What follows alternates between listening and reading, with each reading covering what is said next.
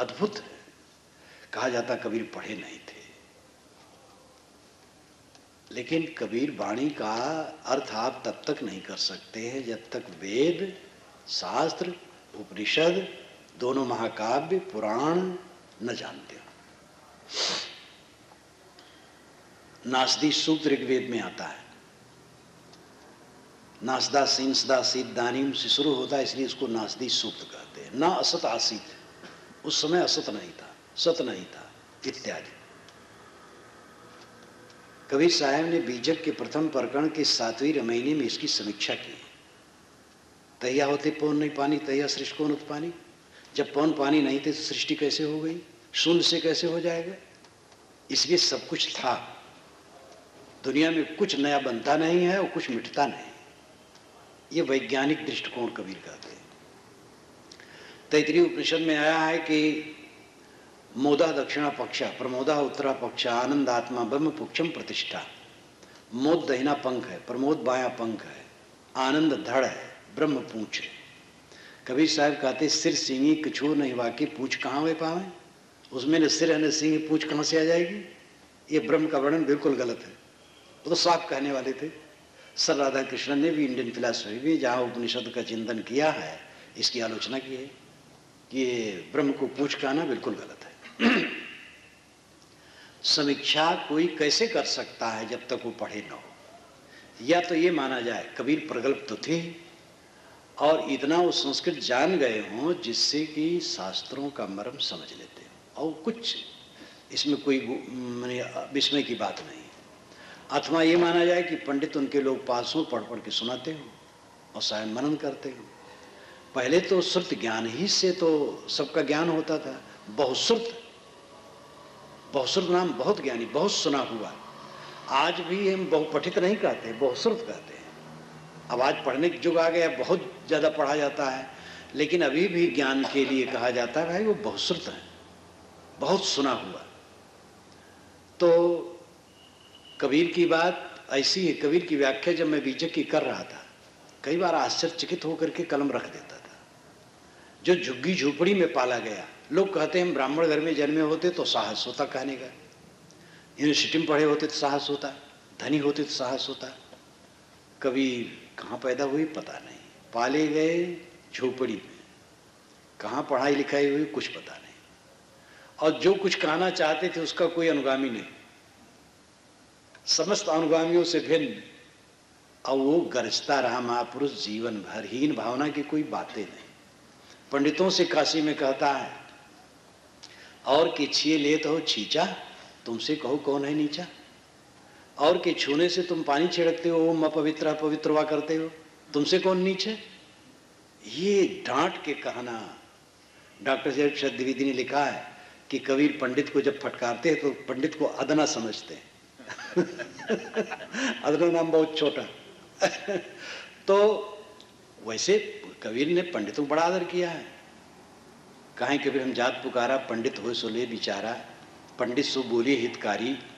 बारंबार पंडितों का आदर किया है। लेकिन पांडित्य के नाम पर प्रपंच करना, तो पंडित क्या हो, साधु को फटकारते, गुरु को फटकारते हैं। गुरु गोविंद दोनों खड़े में गुरु को श्रेष्ठ कहते हैं। लेकिन ये कलगुरु बड़े परपंची, डाट ठगोरी सब जग मारा। ये कलयुगी गुरु बड़े परपंची, ये जंजाल में फंसा करके सबको मार रहे हैं। तो किसी को क्षमा नहीं करते हैं। सत्य में जीते थे, सत्य कहते थे, और उनका अपार साहस था। दिन जितना बीत रहा है कबीर के निकट लोग आ रहे हैं। हिंदू मुसलमान परस्पर में विरोधी मानते हैं, भूल है उनकी। दुनिया में एक ही, इतिहास में एक ही पुरुष है कबीर, जो हिंदू मुसलमान के गुरुओं को फटकारा जीवन भर। मर जाने के बाद पंडित कहते थे हम जलाएंगे, मुल्ला कहते थे हम गाड़ेंगे, और इसके लिए लड़ गए। तो कबीर की जो क्रांति है बड़ी अद्भुत है। एक पंडित ने लिखा है कि कबीर उस युग में सफल थे, हम आज क्यों नहीं सफल है। कबीर उस जमाने में भी, उस अंधे युग में भी चौराहे पर खड़ा होकर के फटकार करके सत्य कहते थे। और हम लोग इस समय कमरे में बैठकर कोई मीटिंग हो तो सत्य नहीं कह पाते। लगता है कि हमारा स्वार्थ कहीं छिन जाएगा। और कबीर साहब ने जो कहा है, आपन घर फूंक दे आवे हमारे साथ, अपन घर फूकना क्या है? जिस घर में हम रहते उसको फूकना थोड़े। अहंकार, स्वार्थ फूकना, तब सत्य के साथ आप चल सकते हैं। कबीर के गुरु कौन थे? अनेक अटकलें हैं। स्वामी रामानंद ज्यादा प्रसिद्ध है। स्वामी रामानंद, मैंने भी कई जगह लिखा है कि हो सकता है स्वामी रामानंद उनके गुरु रहे, मर्यादा के गुरु। बोध के गुरु तो नहीं लगते, क्योंकि बोध में बहुत फर्क है। और एक ही पंक्ति कबीर साहब ने बीजक में कहा है रामानंद का नाम लेकर के, रामानंद राम रस माते, कहें कबीर हम कहीं कहीं थाके। रामानंद राम रस में माते रहे। मैं कहा कि थक गया, लेकिन वो समझे नहीं।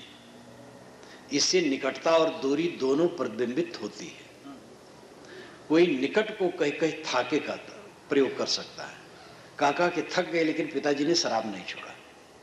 काका के थक गया, लेकिन ये लड़का अपनी मटर गश्ती नहीं छोड़ रहा है।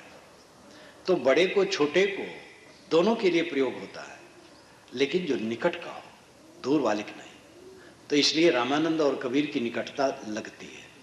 लेकिन कहीं कहीं था कि इसका मतलब है कि विचार मिलते नहीं थे, क्योंकि जो रामानंद मानते थे दशरथ सुत को परमात्मा, इसीलिए साहब ने कहा दशरथ सुत लोक ही जाना, राम नाम का मर्म है आना। दशरथ सुत को तो लोग मानते हैं जरूर, लेकिन राम नाम का मर्म कुछ और है। संस्कृत के पंडितों ने भी कहा, जब व्यक्ति उपासना चलती है तो विचारक पसंद नहीं करते, इसलिए सब पंडित गलत होते ऐसी बात नहीं। संस्कृत के पंडितों ने भी कहा, रमनते योगिनो जो स्मृत राम, योगी जन जिसके विषय में रमण करते वो राम है। व्यक्ति चरम उपासनी नहीं हो सकता है, आत्मा ही चरम उपासनी हो सकता है। कोई गुरु है, संत है, महापुरुष है, उपासनी है, उसका हम ध्यान करें तो प्रपंच में मन नहीं जाएगा। लेकिन उसका शरीर भी तो हाड़ मांस का है, भौतिक है। स्थित कहाँ होगी हमारी? स्थित आत्मा में होगी। इसलिए आत्मा ही उपासनी है। गुरु उपासनी एक सीमा तक है। श्री राम, श्री कृष्ण, शिव या कोई भी महापुरुष उपासनी है, थोड़ी दूर तक है। अंतिम उपासनी आत्मा है। तो कबीर साहब आत्म उपासक थे, इसलिए कस्तूरी कुंडल बसे मृग ढूंढे वर्माए। उन्होंने हरि कहा, रघुराई तक कहा। वैष्णव लोग कबीर साहब के साथ लगे रहते थे। वैष्णव के बड़े पक्षधर थे कबीर साहब। तो किसी वैष्णव ने कहा, महाराज रघुनाथ कब मिलेंगे? तो उन्होंने नहीं कहा नहीं मिलेंगे। उन्होंने कहा, सहज समाधि उन्मुन जागे, सहज मिले रघुराई। जब सहज समाधि लग जाएगी, उन्मुन जग जाएगी, तो रघुनाथ मानो सहज मिल गया। सहज समाधि का अर्थ है अपने आप में स्थित होना। एक सहज है, एक असहज है। जैसे पाउडर लगा ली कोई चेहरे में तो असहज सौंदर्य है, और स्नान करके स्वच्छ कपड़ा पहन ले तो ये सहज सौंदर्य है। जब आप किसी महापुरुष का ध्यान करते हैं तो ये असहज ध्यान है। ज्योति का, नाद का, बिंदु का, शब्द का ध्यान करते हैं, असहज ध्यान है। लेकिन जब सारे विचारों को छोड़ देते हैं और सारी वृत्तियां शांत हो गई, तब ये सहज ध्यान है। योगश्चित्त वृत्ति निरोध है। योग का अर्थ है चित्त वृत्ति का निरुद्ध हो जाना, वृत्ति मात्र का शांत हो जाना। जैसे पानी और पानी की तरंगे, वैसे चित्त और चित्त की वृत्तियां। वृत्ति का मतलब लपेट, घेरा। याद आई, बैल की याद आ गई तो बैल का आकार आ गया और बैल का नाम आ गया। नाम और रूप स्मृति में आते हैं और वो एक वृत्ति बनती है। इतने में गोबर की याद आ गई तो गोबर एक नाम आ गया और उसका आकार आ गया। ये चित्त में दोनों आ गए। इतने में सड़क या और जो कुछ भी है, तो एक एक वृत्ति चित्त में बनती जाती है। जब सारी वृत्तियां शांत हो जाती हैं तब ये असली योग है। तो इसमें कुछ देखा नहीं जाता है, देखना बंद किया जाता है। चश्म बंदो, गोश बंदो, लब विबंद, गर्नवीनी सर्रेहक बर्मन बखन। रूमी साहब ने कहा, ईरान के महान संत, चश्म बंदो, आंखें बंद कर लो, गोश बंदो, कानों को बंद कर लो, लब विबंद, ओठों को बंद कर लो, गर्नवीनी सर्रेहक बर्मन बखन, इतना पर भी सत्य का दर्शन न हो तो मेरा मजाक उड़ाना। इंद्रियों को समेट लो, मन को समेट लो। नारद को उपदेश करते हुए सनत कुमार ने छांदोग्य उपनिषद में कहा, नारद सनत कुमार के पास गए, कहे भगवान मुझे उपदेश कीजिए। सनत कुमार ने कहा पहले बताओ तुम पढ़े कितना हो। कहे महाराज मत पूछिए, चारों वेद कंठ है, वेदों का वेद व्याकरण कंठ है और पांचवा वेद इतिहास पुराण कंठ है। गणित विद्या, धनुर्विद्या, यक्ष विद्या, शिल्प विद्या, संगीत विद्या, सारी विद्याएं कंठ हैं। लेकिन महाराज मैं शोक करता हूं, आत्मज्ञानी पुरुष शोक से तरता है, मैंने सुना है मुझे उसका बोध दीजिए। तब सनत कुमार ने कहा, नारद तुम नाम की उपासना करते हो, ये चारों वेद नाम हैं, संज्ञाएं हैं, ठीक है इसको रट लोगे तो उसका ज्ञान हो जाएगा। तो क्या भगवान नाम से कुछ बड़ा होता है? नाम से बड़ा वाक होता है। फिर बड़ी लंबी श्रृंखला गई है। फिर भूमा आत्मा के विषय में आया है और फिर भूमा की स्थिति क्या बताई गई, यत्र नानद पश्यत नानद श्रृणोत नानद विजानात स भूमा। जब दूसरे को नहीं देखता, दूसरे को नहीं सुनता, दूसरे को नहीं जानता, ये भूमा की स्थिति है। देखना सुनना जानना बंद करो। नचिकेता को समझाते हुए यमाचार्य ने कठोपनिषद में कहा, यदा पंचावतिष्ठन्ते ज्ञानानि मनसा सह बुद्धिश्चाना विचेष्टित तामाव परमाम गतिम। जब पांच ज्ञानेंद्रिय मन और बुद्धि शांत हो जाए, ये परम गति है। कुछ पाना परम गति नहीं है। ईश्वर दर्शन कराते घूमते आजकल बहुत गुरु और खूब फंसाते हैं। एक ने एक से कहा आप गुरु की कहाँ किया, कि गुरु ने ईश्वर दर्शन कराया, कहीं नहीं कराया, कि हमारे गुरु के पास आ जाओ तुरंत दर्शन करा देंगे। एक गुरु ईश्वर के दर्शन कराने के ठेकेदार बने घूमते हैं। ईश्वर का दर्शन महाभ्रम, दर्शन होता वो दृश्य होता है, वो तो दृष्टा है, साक्षी है, शुद्ध बुद्ध चेतन आत्मा है, साक्षात्कार होता है। तो परमात्मा के दर्शन, मोक्ष की प्राप्ति, ये भाषा है, पाना कुछ नहीं। जो कुछ आज तक पाए हैं उसका उसकी अहंता ममता छोड़ देना है। सारे अहंता ममता छूट जाने के बाद जो शेष रह जाता है वही शिव तत्व है। प्रपंचोपशमम शांतम शिवम अद्वैतम चतुर्थम मन्यन्ते स आत्मा स विज्ञा।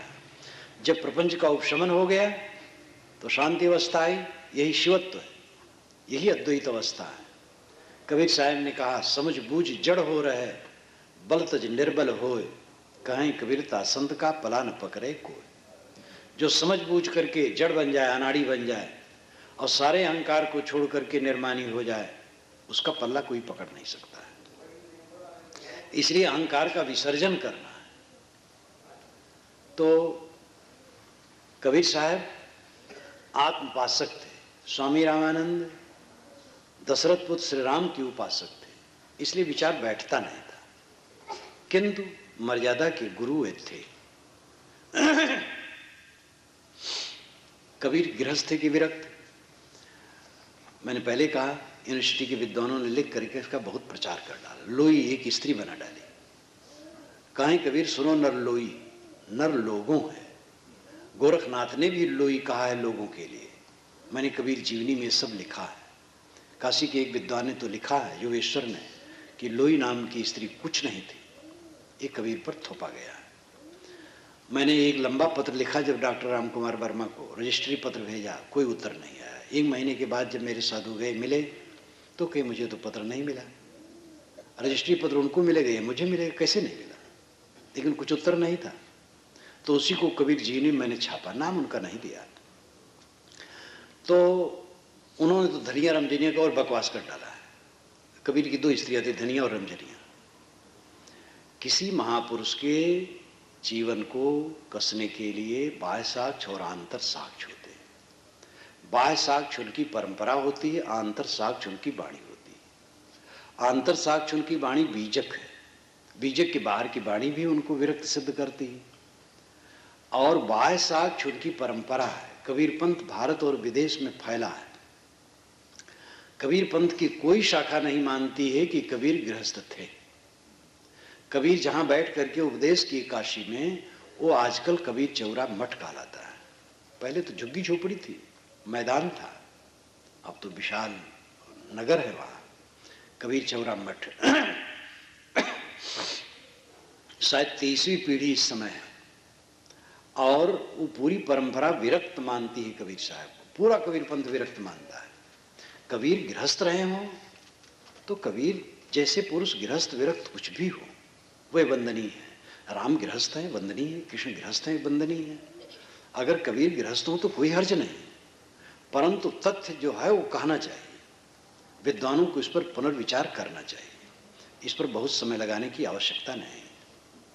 उनका जो निर्देश है समाज के लिए, सामाजिक दृष्टि से यह निर्देश है जो आप जानते हैं, केवल दोहराना है कि मानव मानव से मिले तो जाति न पूछे, वर्ण न पूछे, मानव को मानव की दृष्टि से देखा जाए। हमारे देश में बहुत दोष है। एक यूनिवर्सिटी में जब एक लड़का अपना नाम लिखाने गया तो अध्यापक ने कहा कि सरनेम क्या है? कहे मैं सरनेम नहीं रखता। कहे नहीं, सरनेम बताओ तब तुम्हारा मूल्यांकन मैं करूंगा। अब विश्वविद्यालय कोई गढ़रिये का बाड़ा है? ये विद्वानों का गढ़ है। अगर विश्वविद्यालय के लोग इस चीज को नहीं समझते हैं तो गांव के लोग कैसे समझेंगे? हम तो कहते हैं कि पूंछ सबको काट देना चाहिए। सब अपने पूंछ लगाए बैठे हैं, नाम के पीछे पूंछ, सब पूंछ काट दो, केवल नाम रखो। जाति का अर्थ होता है पैदा होना। ये संस्कृत भाषा का शब्द है, जाति पैदा होना। जिनकी पैदाइश एक है उनकी जाति एक है। बकरी से सूअर से बच्चे नहीं होते, इसलिए उनकी जातियां अलग हैं। बैल से और भैंस से बच्चे नहीं होते, इसलिए जातियां अलग हैं। लेकिन इस भूमंडल के किसी कोने के नर और किसी कोने के नारी से बच्चे होते हैं, इसलिए मानव में दो जाति नहीं, मानव एक जाति। जहां तक काला गोरख प्रश्न है, वो जलवायु प्रभाव है। यूरोपाक, मंगोलाक, निग्रोसम, ये 3 महाप्रजातियां मानी जाती हैं। लेकिन इन महाप्रजातियों में प्रसादी होने से बच्चे होते हैं। इसलिए हम जाति न पूछें, मनुष्य व्यवहार करें। विवाह करना है, अगर आप अंतर्जातीय शादी नहीं मानते हैं तो गोत्र पूछ लें, और अंतर्जातीय शादी मानते हैं तो गोत्र पूछने की जरूरत नहीं। अंतर्जातीय शादी करना चाहिए कि नहीं करना चाहिए, ये आप लोगों का विषय है, मैं उस पर कुछ नहीं कहता हूं। एक लड़के ने मुझसे पत्र दे के पूछा था, ये आप अंतर्जातीय शादी मानते हैं कि नहीं? तो मैंने कहा मैं शादी ही नहीं मानता। इसलिए शादी मानने वाले जाने, मैं उसमें नहीं पढ़ना चाहता। तो अंतर्जातीय शादी में बहुत झंझट है। अभी एक पुलिस अफसर, बड़ा अफसर है, इलाहाबाद के पास रहता है एक ऑफिस में, तो मुझसे मिलने आता है। बहुत वीर है, जैसे आता तैसे कहता मैं नास्तिक हूँ। तो मेरे विचारों से खूब मग्न है, मेरी पुस्तकें कैसेट खूब पढ़ता और सुनता है। तो बताया कि साहब एक ब्राह्मण की एक शेड्यूल कास्ट के लड़के से प्रेम हो गया, शादी करना चाहा। और लड़का IAS अफसर था। तो अपने पिता से कहा, पिता ने कहा नहीं, बिल्कुल नहीं, अपनी जात में शादी करना है, और शादी करोगे तो मैं निकाल दूंगा। तो शादी कर लिया, लेकिन निकाल दिया गया। अंत में क्या हुआ कि जब वो ससुराल जाए तो ससुराल वाले फोन कर दें कि भाई दामाद 2 दिन रहेंगे, तो कोई नहीं आवे, क्योंकि दामाद शेड्यूल कास्ट का। धीरे धीरे इतना दुखी हुआ कि उसने आत्महत्या कर ली। तो ये अंतर्जातीय शादी भी जब भावना बिल्कुल दूर हो जाए तो ठीक है, और भावना दूर नहीं तो क्लेश क्लेश। उसने 3 उदाहरण दिया, वो सब कहा करके समय बर्बाद करना नहीं। अगर आप शादी के समय जात पूछना चाहते हैं तो पूछ लें, बाकी समय पूछने की क्या जरूरत है? आचार विचार देख करके आप भोजन लीजिए, व्यवहार लीजिए। आचार विचार ठीक ना हो, ना लीजिए। ब्राह्मण लोग भी दूसरे ब्राह्मण से नहीं पूछ सकते कि मांसाहारी हो कि शाकाहारी हो। चाहे मांस खाता हो, अपनी थाली में देना पड़ेगा, कोई नहीं पूछ सकता है। तब दूसरे से आप क्यों पूछते हैं? इसलिए छुआछूत की भावना से ऊपर उठने की जरूरत है। जन्म से कोई छोटा बड़ा नहीं होता है। वर्ण काल्पनिक है। वर्ण व्यवस्था का प्रथम संस्करण है काम का बंटवारा। दूसरा संस्करण है योग्यता के अनुसार वर्ण मानना, तीसरा संस्करण है जन्म से मान लेना।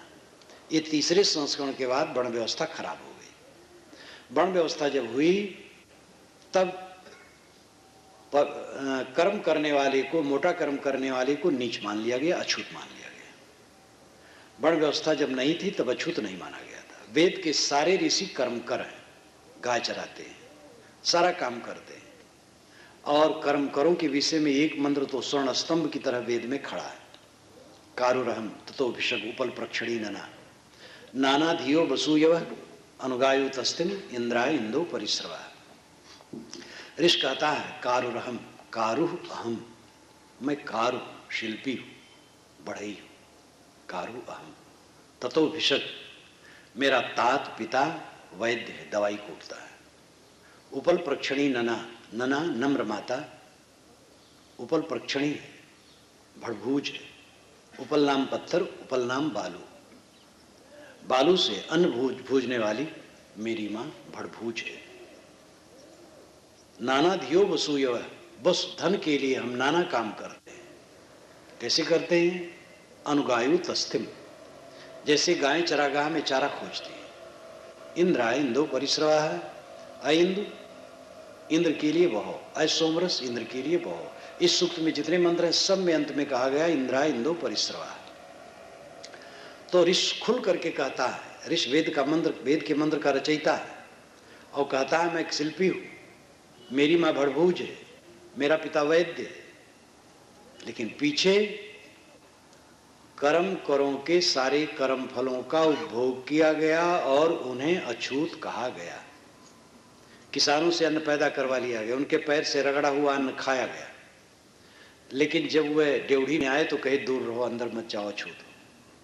जुलाहे से कपड़ा बनवा लिया गया, पहन लिया गया, लेकिन जुलाहे को अछूत। नाई से बाल बनवा लिया गया, फिर नाई अछूत। धोबी से कपड़ा धुलवा लिया गया, फिर धोबी अछूत। जितने कर्म कर हैं सबके कर्म फलों का जम करके उपभोग हमने किया और उनको अछूत बनाया। ये भयंकर षड्यंत्र, और इसी षड्यंत्र का मतलब है हिंदू समाज की सड़न। जहां 10 लोग हैं और 4 लोग से प्रेम हो, 8 लोग 6 से न हो, वो घर बिगड़ेगा। तो जाति और वर्ण की भावना छोड़कर मनुष्यता से प्रेम। एक है त्वचा हाड़ मलमूत्रा, एक रुद्री एक गूदा, एक बुंद से सृष्टि रची है, को ब्राह्मण को शूद्रा। रजोगुण ब्रह्मा तमोगुण शंकर सतोगुणी हरि होई, कहीं कबीर राम रम रही है, हिंदू तुर्क न कोई। कोई हिंदू मुसलमान नहीं, कोई ब्राह्मण शूद्र नहीं, सबके शरीर में वही चीजें हैं और सबके अंदर में ब्रह्म बैठा है। फर्क क्या है? जो चाम की जूती बनाए चमार है और जीवन भर चाम ओढ़े रहे हो कौन है? जो टट्टी साफ कर दे वो भंगी है और पेट में टट्टी भरे रहे हो कौन है? किसके मुख में 32 दांत है जो कहे मैं चमार और भंगी नहीं? चाम ओढ़े हो, टट्टी पेट में है। इतना न समझ पाना क्या पांडित? इसलिए साहब ने कहा पोथी पढ़ी पढ़े जग मुआ पंडित भयानक हो, 2.5 आखर प्रेम का पढ़े सो पंडित हो। संप्रदाय की बात वैसे ही उन्होंने फटकारा, भाई रे दुई जगदीश कहाँ ते आया, कहो कोने बोराया, अल्लाह राम करीमा केशो हरि हजरत नाम धराया। गाना एक कनक ते गाना यामे भाव न दूजा, कहन सुनन को दुई कर थापे एक नमाज एक पूजा। वही महादेव वही मोहम्मद ब्रह्मा आदम कहिए, को हिंदू को तुरुक कहावे एक जमी पर रहिए। वेद किताब पढ़े वे कुतबा वे मुलना वे पाणे, बेगर बेगर नाम धराए एक मिट्टी के भाड़े। कहीं कबीर वे दोनों भूले रामे किन्हों न पाया, वे खसी वे गाय कटावे बादई जन्म गंवाया। ये 2 परमात्मा कहां से आ गए? अल्लाह राम करीम केशव। सोना एक है, गहने अनेक हैं, तत्व एक है, नाम अनेक है। झगड़ने की जरूरत नहीं। ये हिंदू मुसलमान दोनों भूले हैं, न राम पाते हैं न अल्लाह पाते हैं। क्योंकि हिंदू लोग देवताओं के नाम पर पुष्प काटते हैं और मुसलमान लोग ईश्वर के नाम पर पुष्प काटते हैं। ये दोनों नहीं समझ पाते हैं। एक बात पर ध्यान दीजिए, दुनिया के जो पुराने मत हैं, ईश्वरवादी मत, वो ईश्वर और देवता को खुश करने के लिए जीव हत्या कर देते, और जो ईश्वरवादी नहीं वो नहीं करते थे। बौद्ध जैन ईश्वरवादी नहीं है, वे धर्म के नाम पर कोई हत्या नहीं करते। और सामी और आर्य परंपरा में ब्राह्मण परंपरा। आर्य परंपरा में ब्राह्मण, श्रमण, सिद्धनाथ, संत शाखाएं हैं। ब्राह्मण परंपरा वैदिक परंपरा है। ब्रह्म कहते हैं अग्नि को, ब्रह्म कहते हैं वेद के मंत्र को, वेद के मंत्रों से अग्नि में हवन करने वाला ब्राह्मण। तो ब्राह्मण परंपरा, श्रवण परंपरा, बौद्ध जैन इत्यादि विरक्त परंपरा, सिद्ध परंपरा 84 सिद्ध हुए, नाथ परंपरा गोरखनाथ इत्यादि, संत परंपरा कबीर नानक इत्यादि, ये आर्य परंपरा के अंदर आते हैं। आर्य परंपरा में जो पुराने ईश्वरवादी मत थे वह ईश्वर और देवता के नाम पर ये भी बलि करते थे। और इस्लाम में भी, यहूदियों में भी है, ईसाई में नहीं। संत ईसा ने इसका विरोध किया, उनको धन्यवाद देना चाहिए। देवता और ईश्वर जीव हत्या करने से खुश होते हैं, कितना गलत है। जब कोई त्योहार में जीववध बहुत होता है तो अखबारों में छपता है त्योहार बड़ी शांति से मनाया गया, लेकिन बकरों को, मुर्गों को, बैलों को, ऊँटों को जबान होती तो अखबार वालों से बताते कि शांति से त्योहार मनाया गया कि हम लोगों का हतन किया गया। तो साहब कहते हैं कि ये ठीक नहीं, ये धर्म नहीं। संप्रदाय बनते और बिगड़ते हैं, धर्म बनता बिगड़ता नहीं। हिंदू धर्म कहना गलत है, इस्लाम धर्म कहना गलत है। हिंदू समाज है, इस्लाम संप्रदाय है। ऐसे ईसाई, यहूदी, जैन, बौद्ध सब समझ लो। जो एक व्यक्ति द्वारा चले, एक पुस्तक हो, एक परंपरा हो, वह संप्रदाय है। हिंदू समाज में ऐसा नहीं है, कोई इसकी एक पुस्तक नहीं है। वेद को ईश्वर वचन माने तो हिंदू, न माने तो हिंदू। वेद ईश्वर वचन, वेद तो पुस्तक तो सभी मनुष्य वचन है। अपनी किताबों को सबने कुदरती कहते, आसमान से गिर पड़ती। सबने अपनी किताब को आसमान से गिरना बताते हैं। वो अपने मत को प्रचारित करने के लिए एक झांसा है। सारी किताबें मनुष्य की रचना है, सारे महापुरुष मनुष्य हैं, सारे संप्रदाय मनुष्य द्वारा चलाए गए हैं। इस्लाम 1400 वर्षों से है, अभी 14.25 नहीं हुआ है। ईसाईयत 2000 वर्षों से है, बुद्धत्व 2500 वर्षों से है, जैनत्व इससे पुराना है। लेकिन महावीर स्वामी के बाद ही जैन शास्त्र बने हैं। हिंदू शब्द 2500 वर्षों से, मेरी एक पुस्तक है हिंदू कौल, कबीर दर्शन को एक संदर्भ है। ईरान वालों ने सिंध नदी को हिंद नदी कहा, हमारे देश को हिंद देश, यहाँ के लोगों को हिंदू, तब से हिंदू शब्द प्रचलित हुआ। वेदों में, वैदिक साहित्य में, महाकाव्यों में कहीं हिंदू शब्द नहीं है। हिंदू धर्म नहीं, हिंदू समाज है, और उसमें बहुत संप्रदाय है। संप्रदाय जो देश काल सापेक्ष हो और धर्म जो देश काल निरपेक्ष हो। राम ईश्वर हैं यह मानना एक संप्रदाय है, कृष्ण ईश्वर हैं यह मानना एक संप्रदाय है, मोहम्मद पैगंबर है यह मानना एक संप्रदाय है। ऐसे और समझ लो। लेकिन स्वयं संयम से रहना, दूसरे के साथ शील का बर्ताव करना, यह धर्म है, ये संप्रदाय नहीं। और यही व्यापक धर्म है। हम किसी लोक में चले जाएं, वहां मनुष्यों पर विकसित हो, तो वहां भी धर्म होगा। लेकिन इस भूमंडल का कोई संप्रदाय नहीं होगा, राम रहीम वेद शास्त्र कहने वाला कोई नहीं होगा। परंतु इसका मूल्य वहां भी होगा कि स्वयं पर संयम रखना चाहिए और दूसरे के साथ शील का बर्ताव करना चाहिए। अगर जानदार प्राणी है तो उसे क्या चाहिए? लोग उसके साथ रहमदिली का व्यवहार करें, और रहमदिली का व्यवहार वही कर सकता है जो संयमी हो। जो जितना लंपट होगा उतना अत्याचारी होगा। गांधी जी ने इसीलिए कहा स्वैच्छिक गरीबी स्वीकारो। आजकल तो गांधी को गाली देने की आदत है लोगों को, लेकिन गाली देने वाले भी अंत में कहते हैं हम गांधी के रास्ते पर हैं, क्योंकि अंदर से जानते गांधी महान थे। गांधी और कांग्रेस पार्टी से कोई मतलब नहीं। भारत को आजाद करने के लिए उन्होंने काम किया, उसी समय कह दिया था कांग्रेस नाम खत्म कर दो। गांधी जैसा पुरुष तो न भूतो न भविष्यति है। तो गांधी जी ने कहा कि स्वैच्छिक गरीबी स्वीकारो। जब तक अपने पर कंट्रोल न करोगे दूसरे के साथ शील का बर्ताव न होगा।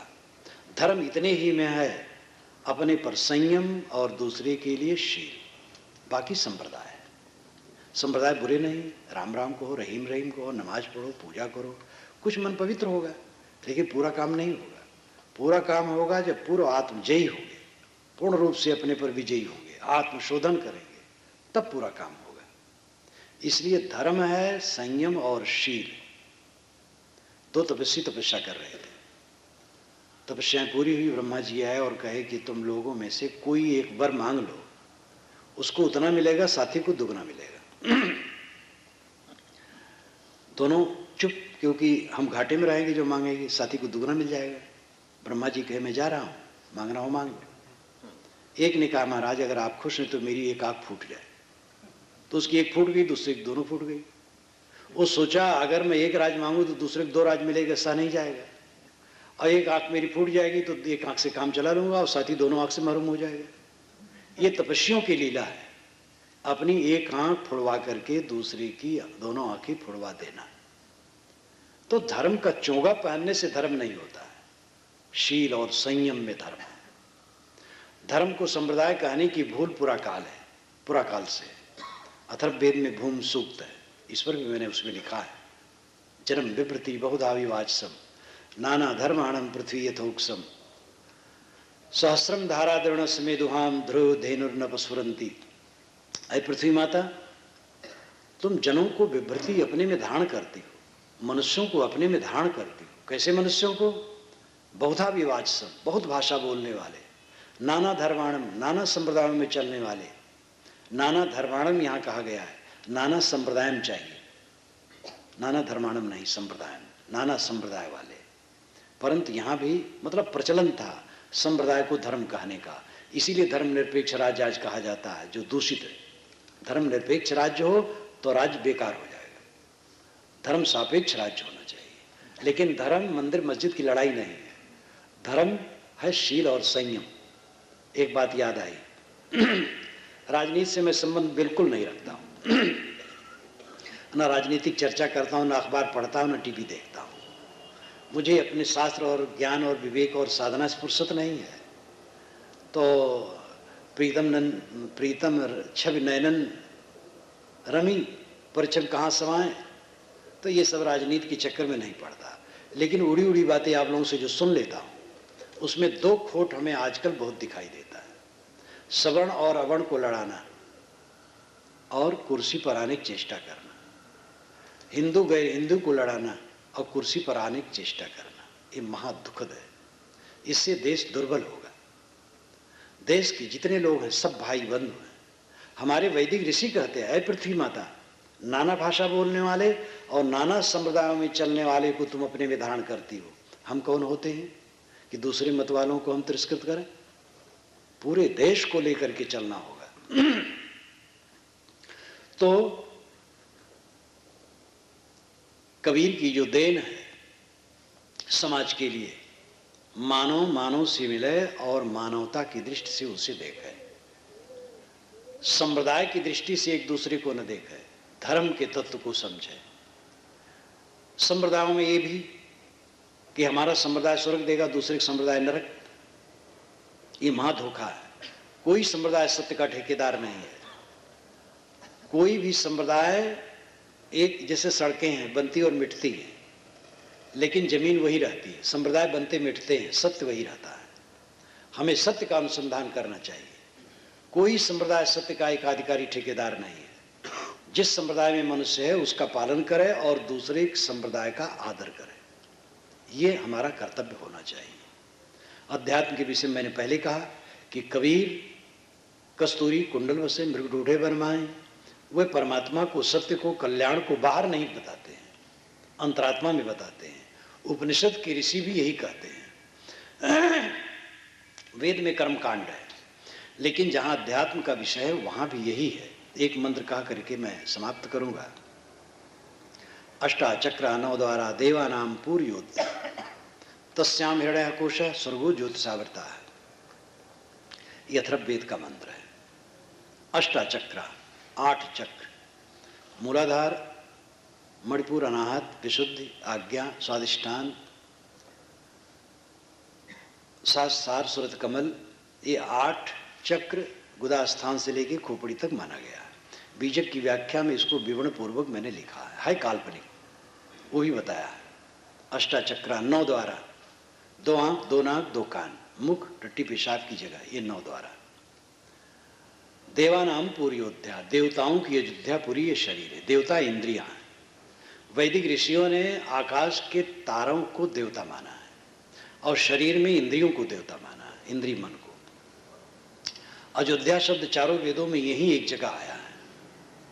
देवानाम पूर्योध्या, देवताओं की अयोध्यापुरी, 8 चक्रों वाली 9 द्वारों वाली ये शरीर है।